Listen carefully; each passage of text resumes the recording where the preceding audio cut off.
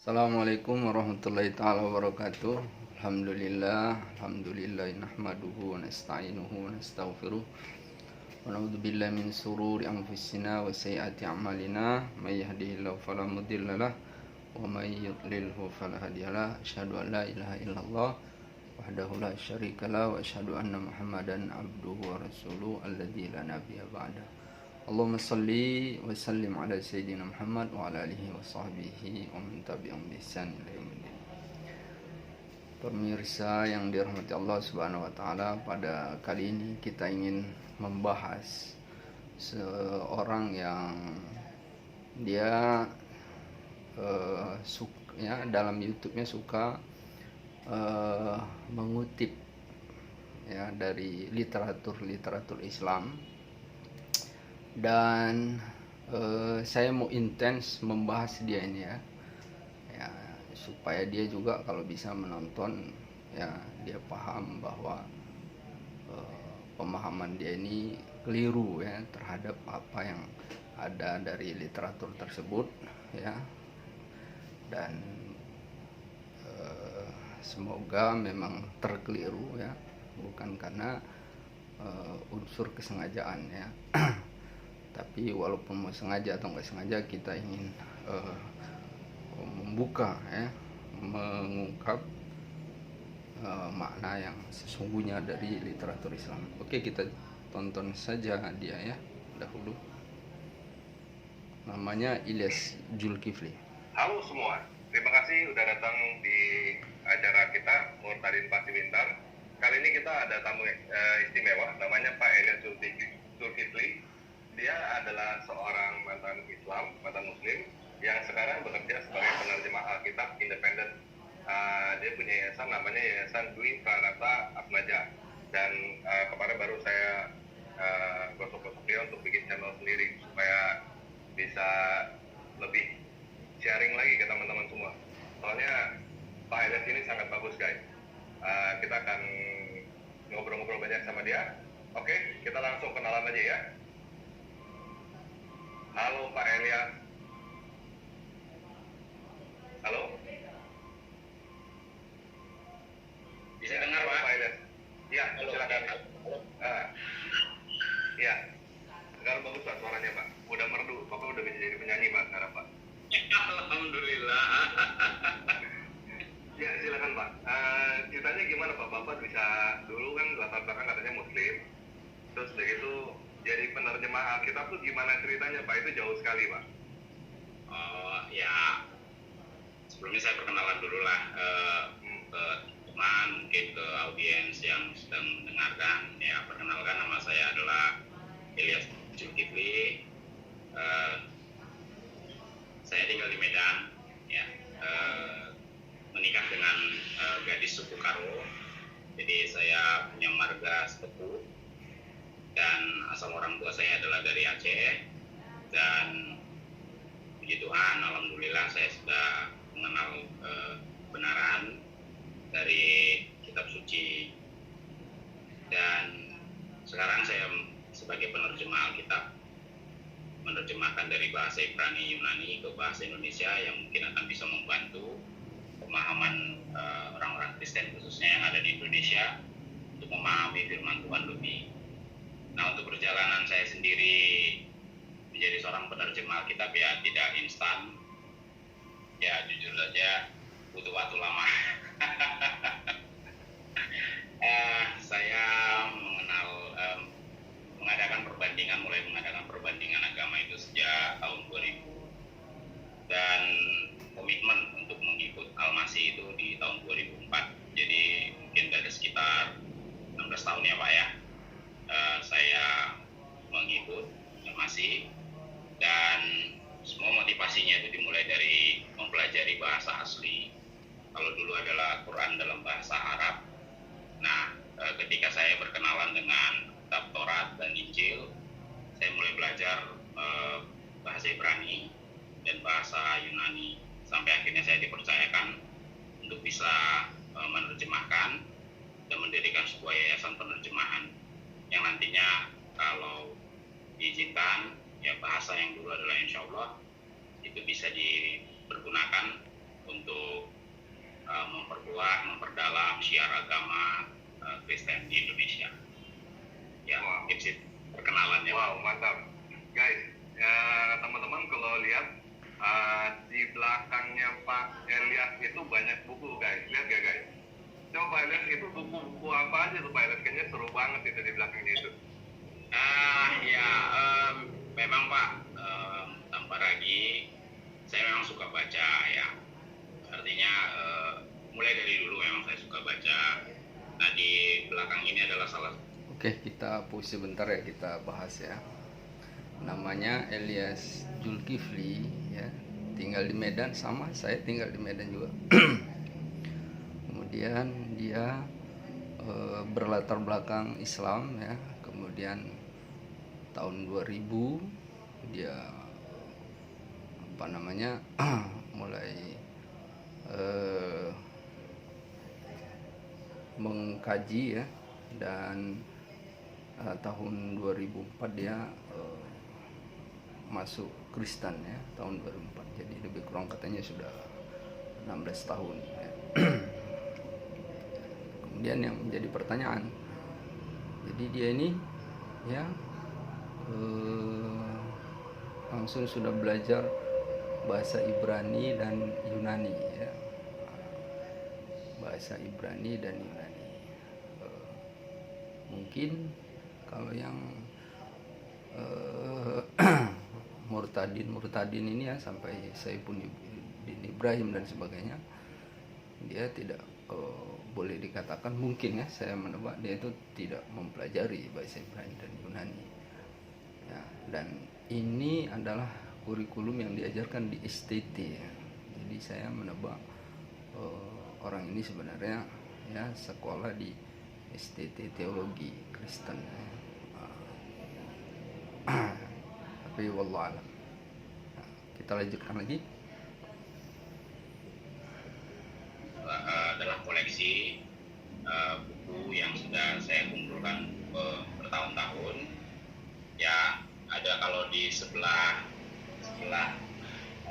sana itu adalah buku akidah yang lama ya. Jadi meskipun saya sudah menjadi seorang Kristen, namun perbandingan agama masih tetap saya jalankan sampai sekarang, dan saya tidak bisa tinggalkan fitrahnya saya itu dari keluarga yang taat kepada Islam. Jadi saya masih tetap belajar, jadi literaturnya masih ada. Nah, yang di sebelah sana itu adalah literatur Kristen. Jadi terjemahan Alkitab dari berbagai versi. Sama juga di sebelah sana juga ada terjemah Quran dari berbagai versi. Kalau yang di sebelah tempat Kristen itu ada bahasa Ibrani, ada bahasa Yunani, dan berbagai bahasa asli. Juga ada terjemahan dari manuskrip kuno, juga saya kumpul di situ. Karena ya itu adalah yang harus kita miliki untuk menjadi seorang penerjemah. Nah, kalau yang literatur Islamnya ya itu adalah kutubus sita, hadis, dan Quran. Bersama juga mungkin ada tafsir Quran dari berbagai versi, ada As-Sadi, ada Ibnu Katsir, mungkin teman-teman yang lain juga biasa mendengar itu yang populer ya, dan berbagai hadis ya. Mungkin itu saja. Wow. Jadi kelihatan ya kalau yang dia memang mempunyai latar belakang Islamnya yang belajar ya, yang berpendidikan keislaman, atau seminimal dia pernah mengkaji tentang Islam ya, atau berguru atau taklim, itu cara nyebutkannya ya langsung sudah kelihatan ya. Jadi nggak perlu dua kata, cukup satu kata aja sudah langsung kelihatan ya, orang ini nggak pernah mempunyai latar belakang belajar agama ya. Dia menyebutkan tafsir As-Sa'di, As-Sadi ya, kemudian cara nyebutkan Ibnu Katsir gitu ya. Nah, dia kelihatan gitu ya, nggak fasih gitu. Jadi kalau orang yang pernah di pesantren ataupun taklim belajar kitab, itu dia nampak, dia kelihatan cara nyebutkannya itu langsung bisa kita tahu ya. Tapi kalau itu nggak bisa dibohongi ya. Jadi kalau orang yang hanya baca-baca sendiri, beli buku ya, bukunya pun mungkin banyak tapi nggak pernah dibaca.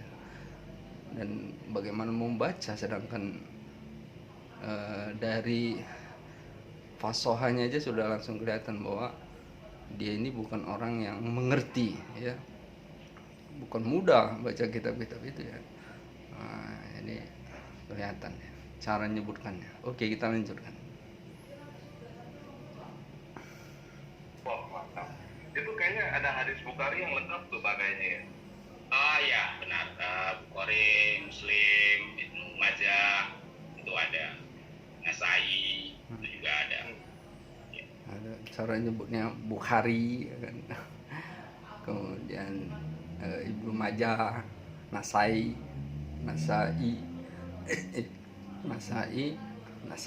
ya. Jadi nampak jadi orang yang bukan berlatar belakang pernah pendidikan agama ya. Karena kita harus menyadari bahwa Islam ini dipelajari di sekolah-sekolah Kristen, STT ya, dipelajari Islamologi. Jadi orang yang belajar Islam tapi dia tidak dari sumber orang yang asli ya, atau yang alim ya, itu kelihatan ya. Misalnya tidak belajar sama ustadz atau guru-guru Islam, cara nyebutkannya itu salah ya. Kita lihat aja. Oke Pak. Nah, perjalanan Bapak dari Islam ke Kristen itu kan biasanya kalau kayak kemarin Pak Rizuli kan dia dapat penglihatan, berjumpa dengan Yesus langsung. Kalau Bapak gimana Pak ceritanya Pak? Kalau Apakah saya ada kegiatan spiritual begitu? nggak ada, jadi sama sekali tidak ada didatangin mimpi atau ada tanda-tanda, tidak. Semuanya sih dimulai dari minat baca ya. Jadi ya saya pertama karena memang hobi baca, jadi suka melihat dan rasa ingin tahu juga besar. Jadi mulanya itu membaca dulu. Jadi wajar kan seorang Islam itu mendalami kitab sucinya. Ya dimulai dari tahsin Quran, habis itu ke tahfiz Quran, dan lanjut ke tahwidz Quran. Nah, Dia bilang tahsin Quran ya, kemudian tahfiz Quran, bilang tajwid ya, takwid. Nah ini nampak gitu. Jadi penyebutannya itu salah semua ya, cara nyebutkan semua. Jadi istilahnya dia cari tahu tentang apa yang ada di Islam. Islam tahsin, tahfidz ya kan, kemudian belajar tajwid. Ini udah nyebut tahsin, tajwid lagi. Biasanya istilah tahsin itu adalah pengganti dari makna tajwid. Itu bilang tajwidnya takwid ya kan. Jadi dia banyak menyebutkan hal-hal yang di dalam Islam supaya menjustifikasi ya, untuk membenarkan bahwa dia memang orang dari Islam yang belajar ya, yang memang mempunyai background keislaman yang kuat. Oke, kita lihat lagi. kita baca, kita khatam, ya baca mulai dari Al-Fatihah sampai An-Nas, kita baca berulang-ulang, dan ya sambil karena memang kita belum paham, belum tahu artinya kalau dari bahasa asli, dari bahasa Arab, jadi kita pakai juga membantu, itu adalah terjemah yang sudah ada. Nah sekarang ini kan sudah banyak yang bisa kita dapatkan terjemah di toko-toko buku ya, baik di toko buku nasional maupun di toko buku lokal. Nah dengan terjemah itu banyak membantu saya memahami arti yang sesungguhnya. Setidaknya itu walaupun tidak 100% kita lihat, terjemahan itu tidak bisa valid 100% sesuai dengan bahasa asli, karena butuh penyesuaian vocabulary dan juga kosakata dari bahasa aslinya. Hal yang sama juga terjadi dalam penerjemahan Alkitab. Jadi tidak semua teks asli itu bisa diserap ke bahasa tujuan. Bahasa sumber itu masih banyak penyesuaian.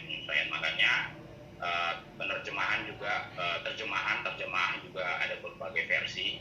Bukan hanya terjadi di Alkitab, tapi juga di Quran. Dan itu bisa kita lihat di terjemahan bahasa Inggris ya.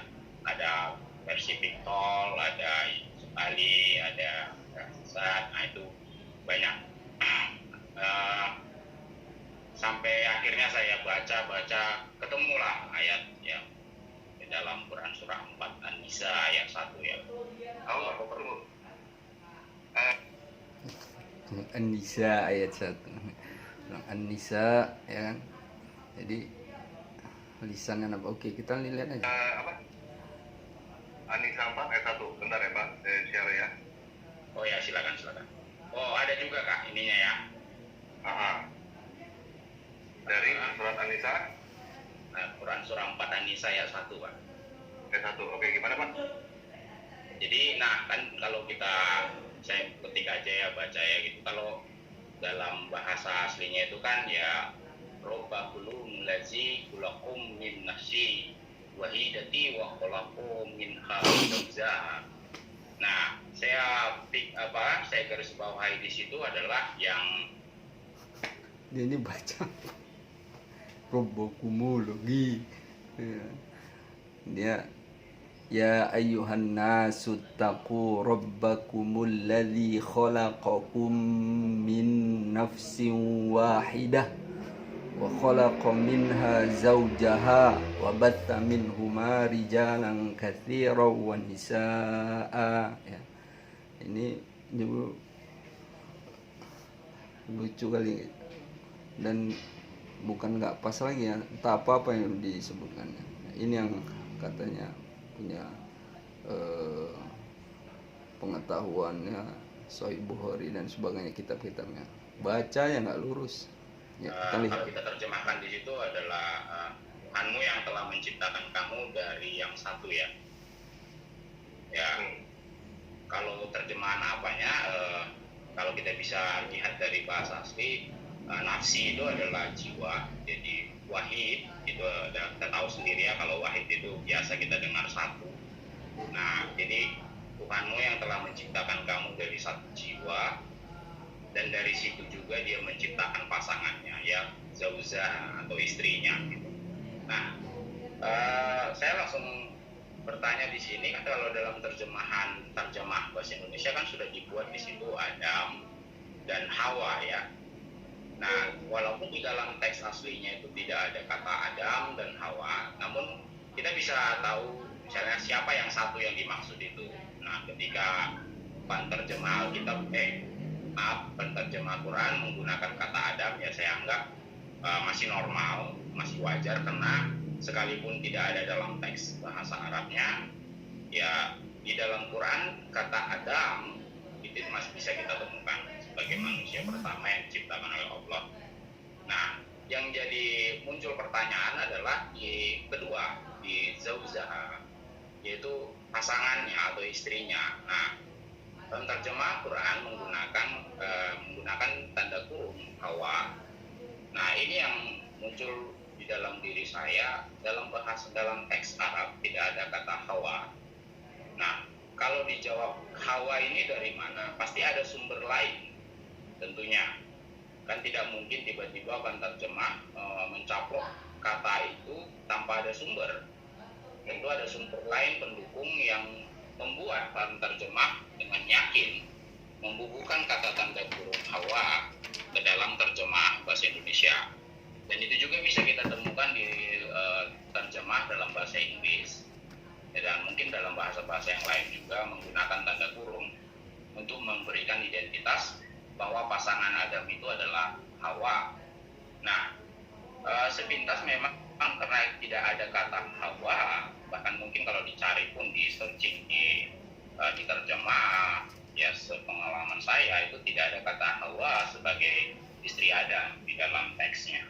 Nah, ketika ditanya dari mana kata Hawa muncul, nah banyak orang mengatakan ya itu dari hadis, karena keluarga almarhum ayah saya adalah orang yang tergabung di dalam mazhab Syafi'i. Nah, dalam hukum fikih Syafi'i kan ada urutan-urutan yang urutan fikih lah saya bilang ya. Kalau mungkin di Kristen mungkin tidak terbiasa dengan kata gini ya. Dimulai dari Quran yang paling supremasi, paling tinggi, dan setelah itu adalah sunnah atau hadis. Nah, setelah itu ada ijma, itu kesepakatan para sahabat Nabi, dan setelah itu adalah qiyas atau ijtihad. Nah, saya kan melihat dari sisi siapa yang paling tinggi, supremasinya adalah Quran. Nah, kalau kita lihat hadis, itu adalah di bawah dari Quran, dari urutannya. Nah, saya melihat dari situ pada saat itu ya. Artinya saya berpikir berdasarkan pola pikirnya yang seperti sekarang ini yang saya jelaskan bagaimana saya dulu bisa mengenal sampai sekarang. Jadi ibaratnya saya nggak lihat di sunnahnya dulu, saya lihat dulu di supremasi paling tingginya di mana. Nah, Quran. Nah, kalau bicara sudah Quran, berarti harus ada teks yang setara dengan Quran yang bisa menjelaskan bahwa kata Hawa ini muncul. Jadi tidak mungkin sesuatu yang lebih rendah menjelaskan sesuatu yang lebih tinggi. Harus yang lebih tinggi yang bisa menjelaskan sesuatu yang lebih rendah. Itu prinsip yang saya pegang dari dulu. Jadi artinya kitab suci harus bisa menjelaskan kitab suci dirinya sendiri tanpa menggunakan bantuan dari yang lain. Nah, akhirnya saya lihat, saya baca, saya lihat, dan ketemulah bahwa ternyata ada dua kitab besar ya. Saya pikir 3 juga ada ya, Taurat, Injil, dan Zabur. Tapi saya belum berkenalan dengan Zabur pada saat itu. Saya hanya masih berkenalan dengan Taurat pada saat itu. Nah, kalau kita bisa baca mungkin sebentar ya, di Ali Imran 3 ya, di Ali Imran 3. Sebentar ya, Pak. Nah, Ali Imran 3. ya, Quran surah 3 Ali Imran ayat 3. Nah, ya kan di situ wa anzala Taurat wal Injil. Nah, di situ ada Taurat dan Injil. Wa anzala Taurat wal Injil. Berarti ada sumber lain. Nah, gini. Jadi ya itu berarti ada sumber yang setara, yang saya anggap pada saat itu adalah setara karena ini adalah sama-sama kitab suci. Ini sama-sama adalah kitabnya Allah. Ini sama-sama dilapaskan oleh Allah, dikasih oleh Allah. Jadi saya pikir ini perlu dibaca gitu. Walaupun mungkin pada saat itu banyak orang Oke, kita bahas sebentar ya. Jadi dia mengatakan Hawa itu tidak ada disebutkan di dalam Al-Quran ya. Dan di situ tidak disebutkan Adam ya sebagai nafsu wahidah wa khalaqa ya, yang orang pertama diciptakan ya, atau ya ayyuhan nas taqu rabbakumul ladzi khalaqakum, wahai manusia bertakwalah kamu kepada Tuhan kamu, alladzi khalaqakum min nafsin wahidah, yang menciptakan kamu dari jiwa yang satu. Jadi di situ nggak disebutkan Adam tapi jiwa yang satu ya, nafsin wahidah, wa khalaqa minha zaujaha, dan dari dia itu diciptakan zaujaha ya. Jadi dari dhamir ha itu sudah jelas ya, menjelaskan dari istrinya. Di Al-Quran memang hanya disebutkan istrinya ya. Jadi penyebutan Adam kita bisa lihat ya, ini tafsir Quran bil tafsir ya, tafsir Quran ayat bil ayat atau tafsir Quran bil Quran, itu sangat jelas ya di Al-Baqarah ayat 30 ya. Nah, itu wa idz qala rabbuka lil malaikati inni ja'ilun fil ardi khalifah qalu ataj'alu fiha may yufsidu fiha wa yasfiku ad-dima' wa nahnu nusabbihu bihamdika wa nuqaddisu lak qala inni a'lamu ma la ta'lamun. Nah, ini dan tatkala Allah ya, berkata kepada para malaikat, inni ja'ilun fil ardi khalifah ya, sungguhnya aku yang akan menjadikan di muka bumi khalifah atau pemimpin. Qalu ataj'alu fiha, maka para malaikat berkata, ataj'alu fiha, apakah engkau ingin menjadikan padanya ya kepemimpinan itu ya, ha itu kembali kepada khalifah karena dia muannas, may yufsidu fiha wa yasfiku dima, orang yang melakukan kerusakan di muka bumi ya dan menumpahkan darah. Wa nahnu nusabbihu bihamdika wa nuqaddisu lak, kata malaikat, kami ini senantiasa bertasbih memujimu dan mensucikanmu. Allah menjawab dengan mudah, qala inni a'lamu ma la ta'lamu. Ya, ia berkata inni a'lamu, sungguhnya aku lebih mengetahui apa yang tidak kamu ketahui. Kemudian ayat ini dilanjutkan ayat yang 31, wa 'allama Adamal asma. Ya, dan Adam mengajarkan asma, nama-nama kullaha, ya, semuanya, ya. Summa aradahum 'alal malaika, kemudian dia mengungkapkan atas para malaikat itu. Ya. Faqala ambiuni bi asma, ya, maka dia berkata, tanyakan kepadaku atau kabarkan kepadaku bi asma, dengan nama-nama semuanya, jika engkau orang yang benar. Ya, maka Adam dia ajarkan semua. Maka para malaikat katakan, qalu subhanaka la ilma lana illa ma 'allamtana. Maha suci engkau ya Allah, tidaklah mengetahui bagi kami kecuali apa yang engkau telah ajarkan kepada kami. Jadi artinya runutan ayat itu, ya, di situ di ayat pertama tidak disebutkan Adam, tetapi dengan setelah penciptaan itu, ya, Allah membuktikan kebenaran penciptaannya, ya, bahwa di situ adalah Adam yang mengajarkan nama-nama pada para malaikat. Jadi di situ jelas Adam. Dan terus urutan ayat juga, ya, qala ya Adamu ambihum bi asma'ihim, ya, berkata Allah, wahai Adam, kabarkanlah pada mereka dengan nama-nama mereka, ya. Kemudian ini sudah bercerita tentang Adam, artinya manusia yang pertama diciptakan itu Adam, ya. Kemudian Hawa itu tidak disebutkan di dalam Al-Quran, ya. Jadi Al-Quran ini sangat selektif, ya. Yang disebutkan itu, ya, dia hanya berupa kata ganti. Jadi ha itu domir bentuk muannas atau perempuan, ya. Itu di mengetahui siapa nama istri Adam ini, itu tahunya di hadis, ya, penjelasan dari Rasulullah Sallallahu Alaihi Wasallam. Jadi penjelasan rinci Rasulullah, ya, Sallallahu Alaihi Wasallam. Jadi Al-Quran ini dia tidak sembarangan ada yang termaktub di dalamnya. Jadi dia masih bahasa sangat general. Makanya Al-Quran ini perlu penjelasan lagi, ya. Perlu penjelasan, itulah dijelaskan oleh Rasulullah Sallallahu Alaihi Wasallam yang kita peroleh melalui al-hadis, ya. Oke, ini sampai situ lagi, nanti kita lanjutkan lagi, ya.